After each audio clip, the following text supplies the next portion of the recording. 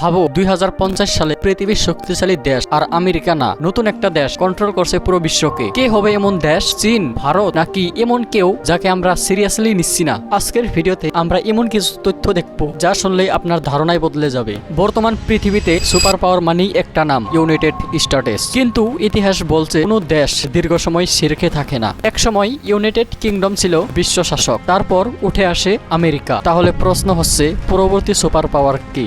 একটা দেশ super power হতে হলে 5টা জিনিস দরকার: শক্তিশালী অর্থনীতি, আধুনিক প্রযুক্তি, সামরিক ক্ষমতা, প্রাকৃতিক সম্পদ, জনসংখ্যা প্লাস প্রভাব।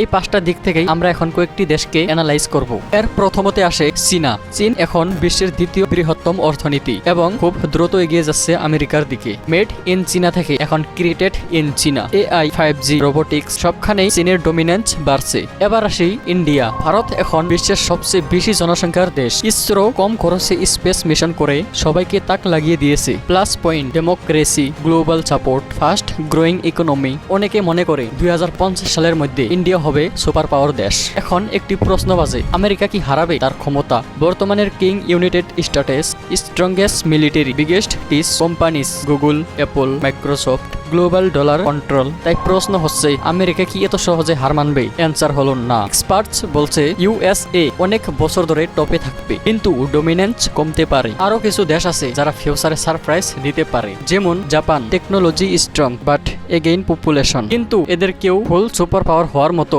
ব্যালেন্স রাখে না। তাহলে ফাইনাল অ্যান্সার কি? USA প্লাস চীনা প্লাস ইন্ডিয়া। এই 3টা দেশ মিলে পাওয়ার শেয়ার করবে। কিন্তু যদি একটা দেশ চুজ করতে হয়, তাহলে চীনা আর ইন্ডিয়া সবচেয়ে এগিয়ে। তুমি কি মনে করো, ভবিষ্যতে কোন দেশ সুপার পাওয়ার হবে? কমেন্টে তোমার মতামত লেখো।